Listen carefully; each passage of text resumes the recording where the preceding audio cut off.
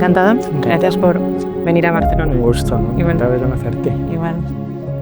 Ahora, te quería preguntar un poco cómo son tus inicios en esta profesión. ¿Vienes de una familia De médico. de médicos o...?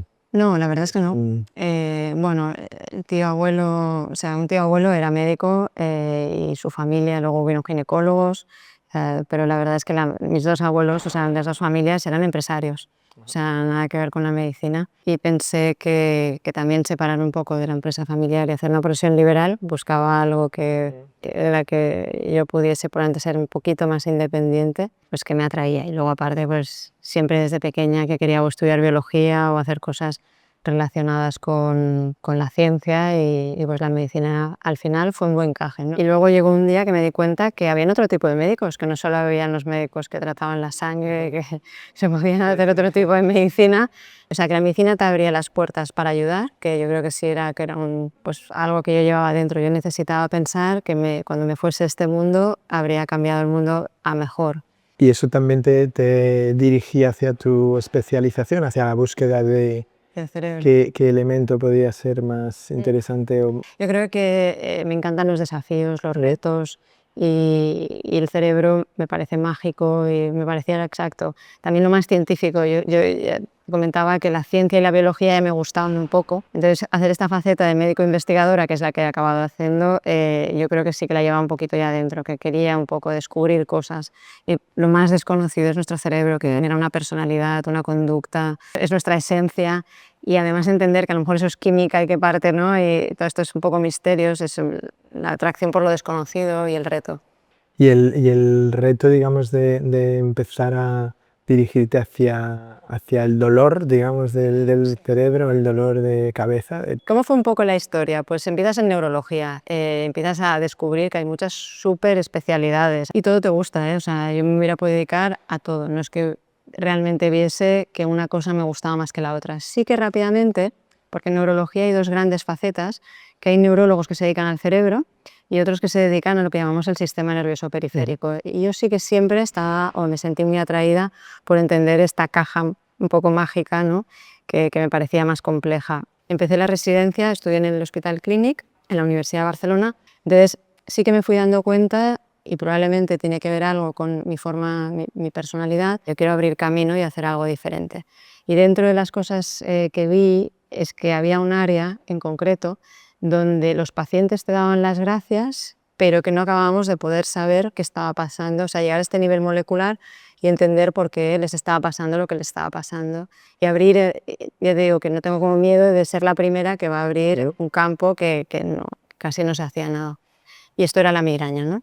Y entonces volví un poco aquí al Vallebrón a acabar la residencia y durante el último año pedí la beca a la Caixa.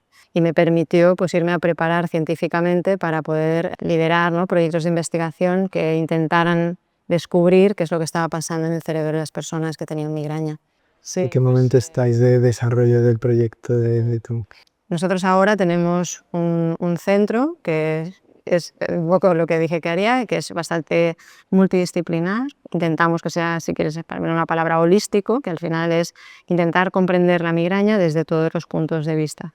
Y estoy contenta porque estamos haciendo lo que tocaba, que es también aquí tener en España pues, modelos preclínicos de migraña. Entonces tenemos este aspecto. Luego tenemos todo el aspecto que nosotros llamamos en medicina o en investigación translacional. Significa desde el ser humano estudio trozos, ¿no? Ya sea hacemos neuroimagen, hacemos estudios moleculares y vamos entendiendo pues, piezas de este puzzle, y luego tenemos toda la parte clínica, que es la parte más terapéutica, más de entender pues, si un fármaco no funciona y demás. Cuando te entrevistaste para la ayuda de la Caixa, dicen que ya dijiste que uno de tus sueños pasaba por Sí. crear una unidad de esto. ¿Lo tenías en ese momento tan claro? ¿Te acuerdas de ese...? Sí, me acuerdo. Me acuerdo porque cuando hice la residencia la neurología estaba empezando un poquito a despegar.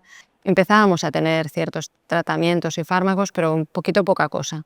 Pero sí que veía que la manera de poder hacer ciencia y medicina de manera excelente, o sea, llegar a la excelencia, pasaba por una súper especialización en la que pudiésemos unir conocimiento diverso, o sea, un poco multidisciplinar, tanto de la ciencia, biólogos, físicos, hoy en día pues informáticos, y luego pues por supuesto médicos, pero no solo neurólogos incluso. Y yo entendía que si quería dar un paso diferencial, la única manera era crear una unidad multidisciplinar, que el médico solo, él solo contigo mismo, atendiendo un paciente tras otro, no acababa generando el impacto que yo me había propuesto casi desde pequeña tener.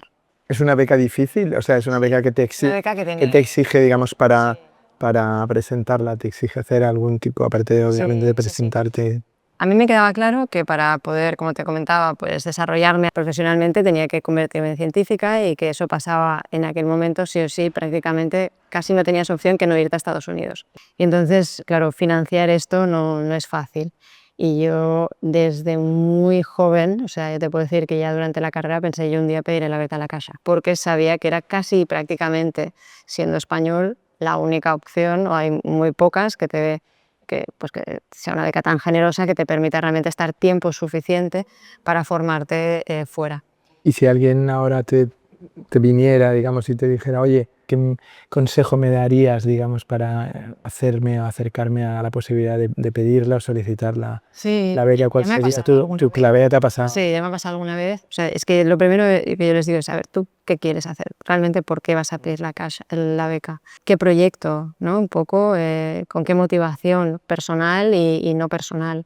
Siempre tiene que haber un aspecto social. La Caixa valora mucho que el proyecto tenga luego un impacto en la sociedad. Y si todos esos ingredientes un poco están y lo ven muy claro y saben por qué y demás, pues yo creo que ya están en el camino adecuado.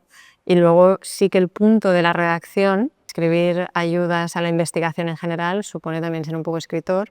Es un lenguaje y es una tipología de escritura muy concreta, pero que al final la tienes que dominar. Tienes que dar a leer tu redacción a varias personas que te den feedback y luego explícame tu proyecto en un minuto. O sea, yo tengo que entender realmente lo que vas a hacer, tengo que ver que estás convencido, que estás motivado y que todo tu entorno también te está apoyando para que tú vayas. Y luego es una beca que yo no conozco, pero que tiene, digamos, un cierto ámbito también colectivo, o sea, que os conocéis, ¿no? Algunos de los... Yo siempre digo que eres becario para siempre. Lo que hace la Caixa casi es apadrinar, o sea, no te da una beca y ya está, sino que gracias al programa de becas te sientes que eres parte de esta comunidad que en el fondo, a mí además en concreto, de manera tangible e intangible, siempre notas su presencia. Entonces, siempre está muy presente en la Caixa porque sigue siendo una institución pues, que financia proyectos de investigación, que está pendiente un poco casi de que te desarrolles y si no siempre está para escucharte. Es decir, yo muchas veces, o sea, en algunos proyectos, luego desarrollamos aquí en Vallebrón un centro ya final, ¿no? Un poco de migraña, y la Caixa estuvo ya también para apoyarme, para escucharme. Tener como el carnet de becario es un paso de entrada al que te facilita algo, el contacto, de la importancia que tiene esta institución a nivel de lo que es la fundación para todo el desarrollo que se está creando a nivel de la ciencia en España.